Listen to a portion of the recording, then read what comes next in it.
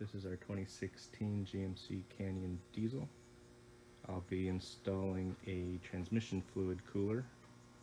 We're planning a trip in a month or so to pull our 7,200 pound camper up to the North Georgia mountains and North and South Carolina. Last time we were up there, fluid temperature got up around 240, and just looking to add a little bit of margin to that. And so I picked up one of these.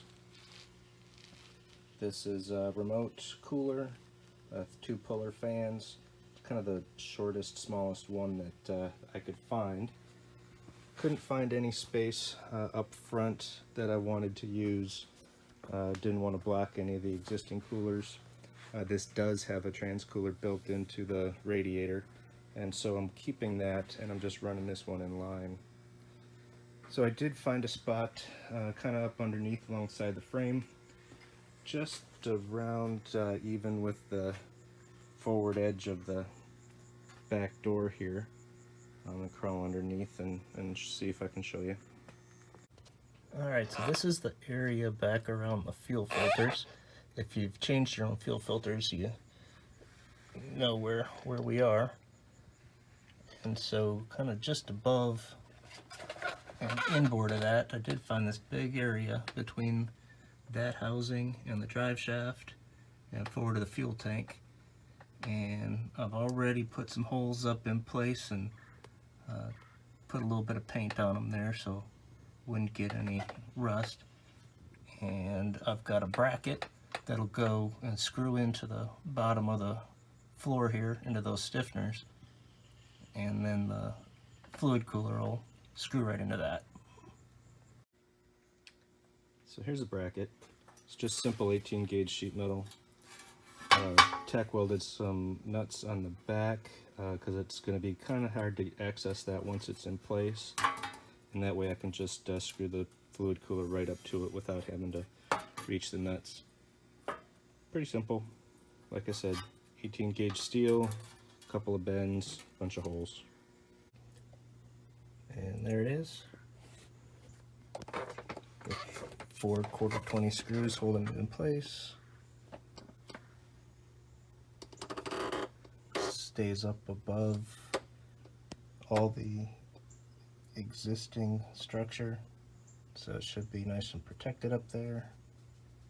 And it's spaced off of the backing plate enough that those puller fans should be able to pull some airflow over when we need it. Alright, this is what I'm going to need to hook up the hoses and the fans. I've got 20 feet of Russell braided hose. I've got hose ends for each side. There's a fitting that goes in the middle that holds the thermostat that's going to control the fan on or off. Got some weather tight connectors and a fuse. So we'll go ahead and start putting this stuff together. Alright, I went with dash 8 hose. Probably could have got away with dash 6, that's closer to what the stock lines are, but since I'm mounting this so far to the back, I'm going to have probably 16 or so feet of hose. I figured might as well go with the dash 8 hose, get a little bit less pressure drop, just one less thing to worry about. I also got dash 10 AN fittings, which will fit O-ring fittings that'll fit directly into the transcooler rather than using their existing O-ring adapters to the AN style. This will save me a couple of inches of space on the bottom. Alright, so got this apart.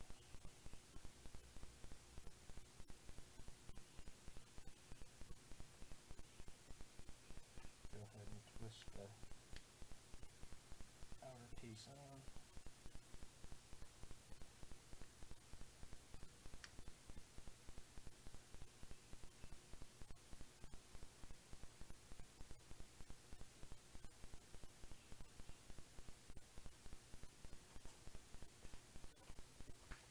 A little bit of oil.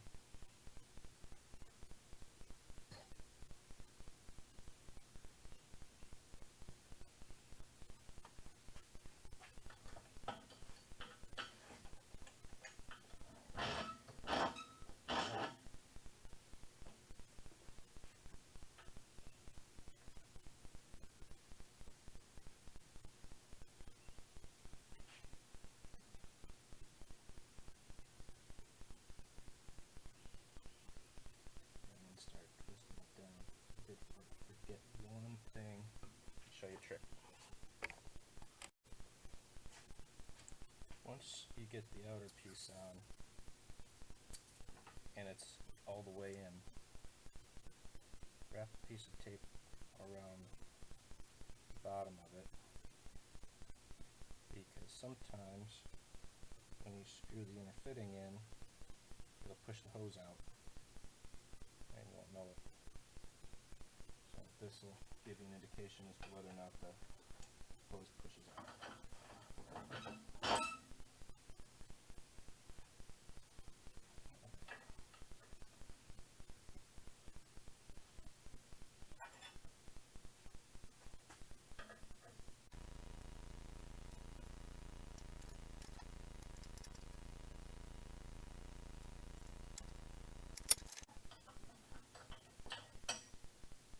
So my tape slipped, but pushed out about not quite an eighth of an inch based on how far that was in there and some of these that I've done before not had any leaking problems, so I'm going to go with that and say that's good.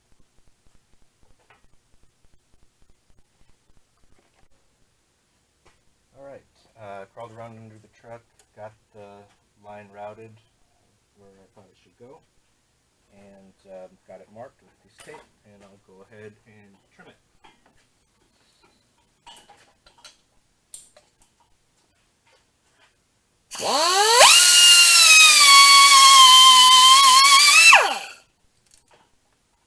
I found that's the easiest way to do these. There's a steel braid inside, and a hacksaw would work too, but this usually makes pretty short work of it.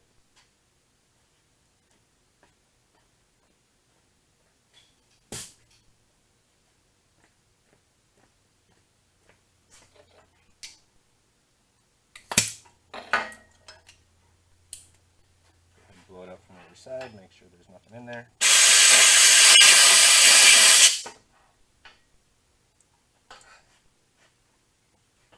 For this side, I got angle fittings that are for a -8 hose, but they have -6 fittings on the end. Reason for that is the adapters that I found to go into the stock cooler, I can only find those in -6. So by getting the -8 hose with the -6 end, that allows me to skip an extra adapter. So I'll go ahead and get this one mounted on this side.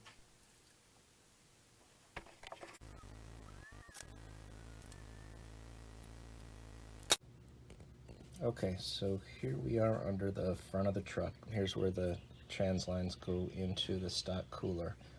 I've got my second line in here that I'm going to cut to length. Here you can see the first line ready to go. Before I find the length on the second line, I need to figure out exactly where I'm going to tee in. And so here's the controversial part. Wouldn't be a YouTube video without some controversy. I believe this is the feed line from the transmission. It comes from the transmission into here, through the cooler, and out here back to the transmission. Now, this is a stock cooler, but it has another purpose. It's in the radiator. So it is a fluid-to-fluid cooler, or when it is cold out, it is actually a warmer to warm the transmission fluid and bring it up to temperature faster. There's a school of thought that your transmission fluid or your oil temperature can never be too cold. I do not subscribe to that school of thought. I think it can be too cold. I think that it is very important that the fluid warm up quickly before you start to exercise the vehicle too much. I also am not looking to lower the temperatures that much. I like to have my oil temp and my transmission fluid temp get up above 212 once in a while, because that will help force any water out of the fluid and it'll escape in the form of steam. So on my car, I actually have a thermostat that keeps the oil up to 212 before it goes to the oil cooler. And on here, I want to make sure that the existing trans cooler has the opportunity to warm the fluid when it's cold. And since my coolant temp runs around 190, pretty much under 200, even when I'm towing really uphill or really heavy, I don't worry about the coolant temp getting too high and therefore putting too much heat back in. So long story short, I'm actually going to put my cooler on the feed side. I'm going to tee in here, so it's going to go through my cooler before it goes in. A lot of people put it on the other side and cool it after because it will be more effective and cool the fluid temperature more. But I'm not interested in lowering it consistently below 200 degrees. I just want to keep it from getting up over 240, 245. So it's going to go on this side. I'm going to pop this out. I've got two fittings. I'll show you what they look like. While I'm under here, let me see if I can show you how to do this. There's just a little rubber cap that sat over the clip that's on there. I can show you here. So the rubber cap is still there. Just use a little pick and pry that back, and that rubber cover comes off, and then you can, again, with just a little pick, pop that that clip out of there. Don't lose it, because depending on what you're putting back in there, you might need it. And put on your raincoat and shower cap and pop that line out of there. Let me see if I can do this and still show you what it looks like. I'm actually not that sure how much is going to come out of here, but we'll see.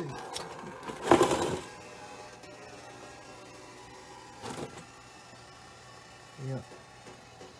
There's no way you're getting near transmission fluid without making a mess on your shop floor, but not too bad.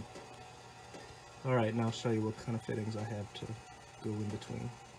Alright, so I picked these up from a company called PCM of North Carolina. I think it's supposed to be North Carolina. It's PCM of NC. And this is a little aluminum fitting that has the same end as the tube I just pulled out of the stock cooler.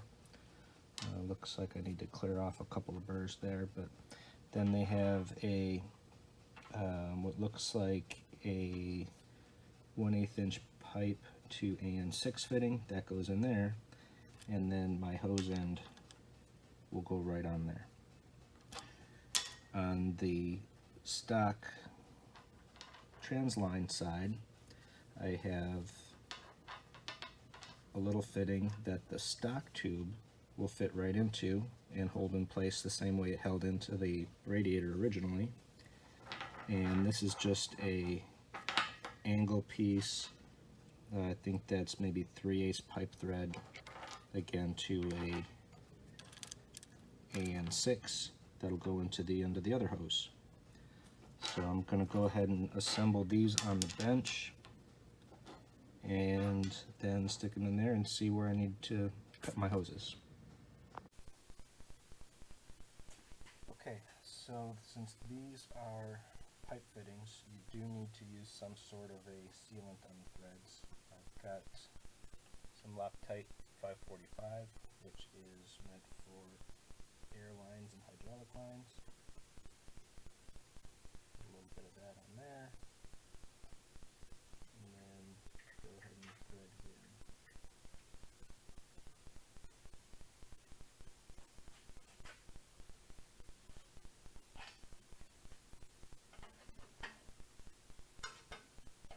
So this is going into aluminum, so we need to be careful. It will cross thread before I realize it, or it will start pulling the aluminum threads out if I go too far. Again, that's why it's important to have a good sealer on it, because that'll keep you from having to tighten it down too tight. Alright, so now I have some of those pieces that I just put together. Here's the one that goes on this end. We just clip that back in, give it a push until the retaining ring snaps back on there. And then this one goes in this side. Same thing, just give it a push. one minor detail, other than of course I'm spilling fluid all over the place again. I don't suppose you noticed where I put that clip earlier. Pretty sure I said pay attention to where you put it, and I lost it. So give me a second. Alright, something else is going into here. We need a fan switch for that cooler. And when I had this other hose down there, I marked out, you'll see I've got 2 pieces of tape on here. I cut this in 2 different places so that I can put this switch in line. And all it is a little -8 fitting, nail on both sides, with a 1/8 inch pipe switch that goes in there. Again, back to a little bit of temperature controversy. I did not get this cooler to lower my trans temp under normal driving conditions. I got it so that under extreme towing conditions it would keep it from getting too hot.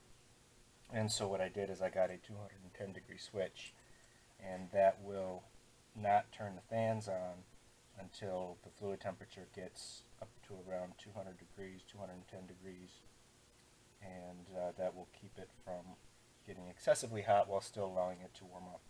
Where I have that cooler located, I don't expect it to do a whole heck of a lot when the fans aren't running, so this fan switch should be pretty effective at keeping the temperatures where I want them. So I just have those straight hose fittings on either side, and I'll just cut the hose roughly in the middle, and once I have it mounted up under the truck, it'll make sense.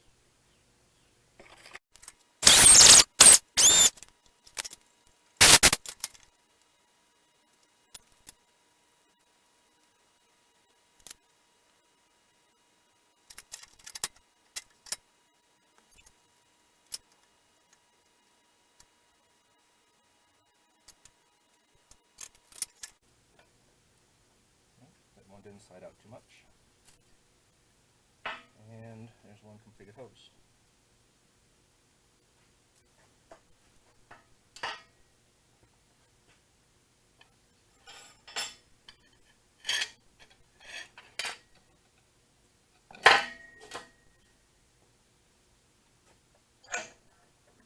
Something about these hoses, even though they don't have steel braid on the outside, they have steel braid on the inside, and every once in a while that pokes through and doesn't tickle when it jabs through your finger. So I don't recommend grabbing the hose in your hands and pulling it through, because there will be some steel barbs sticking out of there in a couple of places.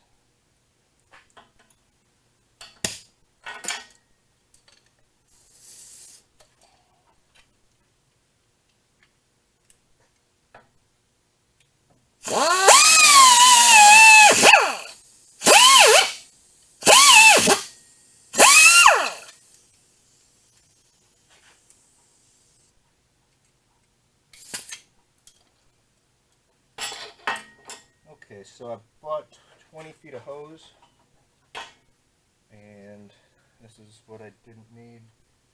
Didn't need about 6 feet of it. So you could get away with doing this with 14 or 15 feet or so.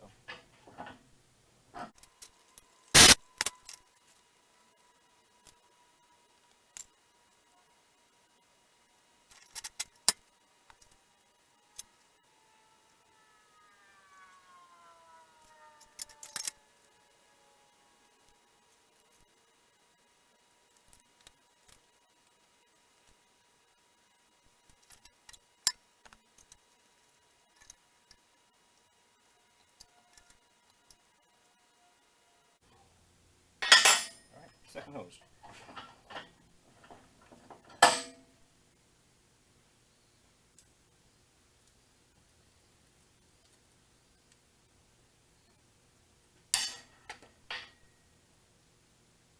And I'm going to put this together with some of that Loctite thread sealer as well.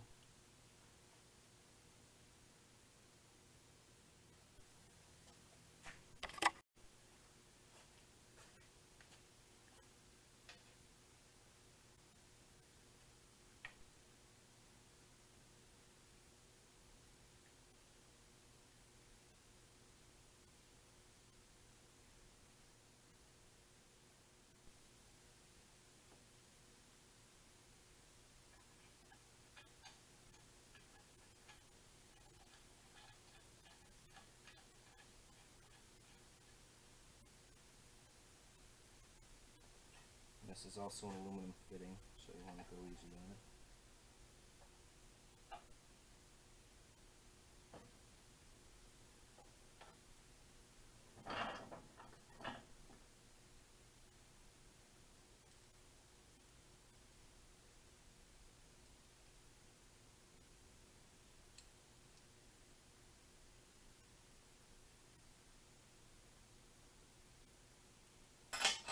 This piece is the switch itself.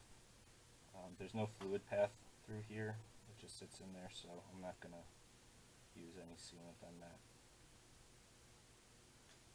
Alright, get the hoses in and then do the wiring. Alright, there's the final product on the front end.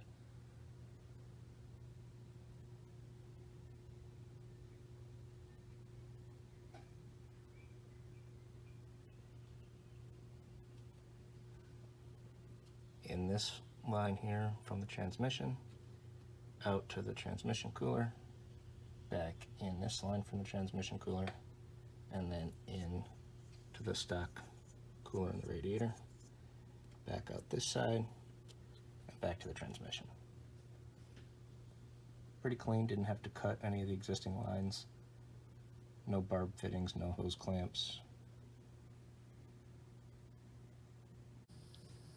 Okay, wiring. You may have noticed that when I first went through all of the parts over on the bench, I had a fuse that I was going to put in line somewhere between the hookup point up here under the hood and the transcooler, but called an audible, and I think what I'm going to do is I'm going to get another one of these 20 amp and just add a circuit right here, and that way the fuse is right at the top of the wire rather than further down. I don't have to worry about only half the wire being protected. So this is where I'm going to start. I'll route some wires from here down to the cooler and the thermostat, and we'll see how it goes from there. Alright, I'm going to go ahead and do this here so you can see how this goes on. First, just a little rubber seal goes over the wire, then the terminal, and I found that it's easier to load it into here first and then put the wire in.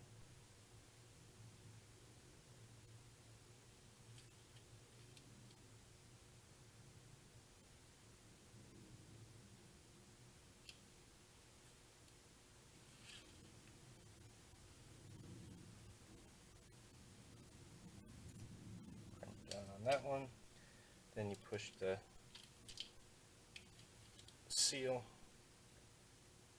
up over it, and then you pinch down to hold the seal in place.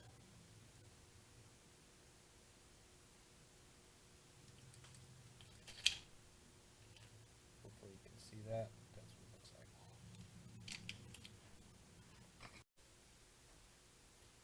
Okay, I had a whole lot of this convoluted tubing laying around. That's a little bit big than what I need for just this one wire, but I figured might as well use it up since I've got it. And I don't like unprotected wires run through the engine and near places where it could possibly either chafe or catch on some moving parts. It's 16 gauge wire. Just going to do a ring terminal for the battery side.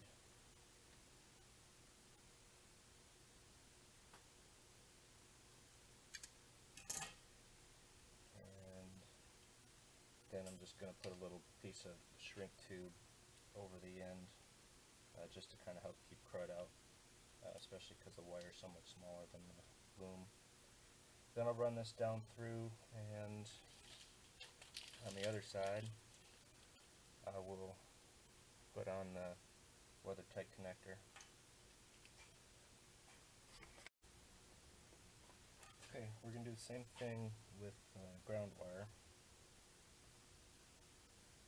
Go ahead and put the seal on, strip it off,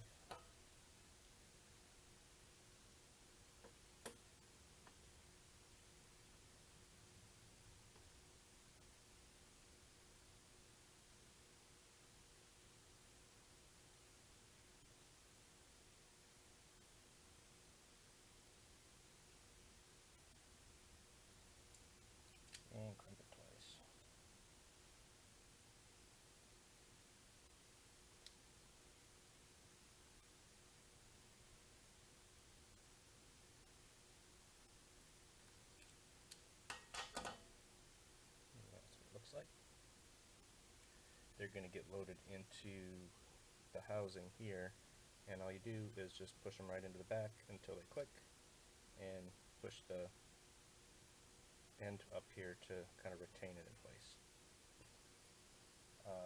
So let me tell you what I'm going to do with this, because it's going to be hard to film under the truck. This end is going to go into the connector, the other end of this, that I've already put onto the fans on the transcooler. I'm going to run from there to thermostat switch, and there's a spade connector that goes onto there. And then coming off of that, the other side, another spade connector, and I'm probably just going to ground it to the frame right there near where the thermostat is. Thought about running it back up into the engine bay to one of the existing ground points up there. I'll take another look at it and see pros and cons each way, but I'll let you know. I wanted to show you what that thermostat switch installation looked like. I've got a big piece of shrink tube I'm going to put over it, and I want to show it before I got that done. So you can see I've just got the ground is what's switched, and I think I've decided I'm just going to go ahead and run the ground wire all the way up into the existing loom that I have here, because it's plenty big enough for both, and I've got the extra wire laying around. So rather than drilling a new hole in the frame, I'll just run it up to an existing ground up top. Okay, pretty much done. So here's where power's going to come in. I didn't have a fuse. I'm going to go ahead and order one, but when it gets here, fuse will go right across there, and then plastic cap covers that whole thing. I went ahead and ran the ground right to the battery, and we'll go underneath, show you that. Okay, so there's the cooler, there's the lines. You can kind of see what I mean. The cooler came with fittings that went in between there. They were the AN10 O-ring to the dash 8, and I just skipped that by getting the O-ring hose end, and that keeps me in a little bit tighter. You can see on this side it's a little bit more important. Keep it away from the transmission and drive shaft. There's the weather-tight connector. Everything goes up and over.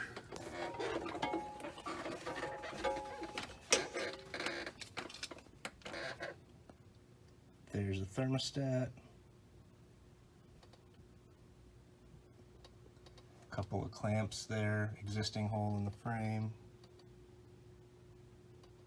and the power goes up into the engine bay, and the hoses go up and over the K-member.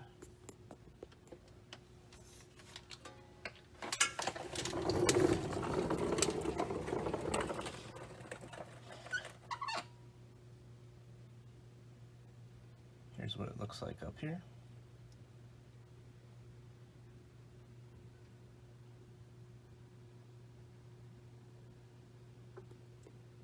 And that's it. I'm going to go ahead and start it up, make sure nothing leaks. I just realized the way I got the thermostat all tucked in nice and clean and shrink wrapped that I can't actually test this without taking it all back apart. So once I get the fuse, I may go ahead and take that apart and test it, short out the switch, make sure that the fans work. For now, that's it. Thanks. Alright, one more thing. After you put that cooler and those long lines in there, you're going to have more fluid capacity, which means after you run it, your transmission's actually going to be a little bit low. And if you're wondering how to put fluid back in, there's a fill plug up over the top right side near the exhaust pipe. Pop that fill plug out, and you need to get yourself one of these because you can't actually pour fluid into it. So something like this that allows you to pump fluid up into there, do it with the vehicle level, and then just keep adding it till it comes out. And by the way, don't wear a shirt that you like. for any of this because it's transmission fluid.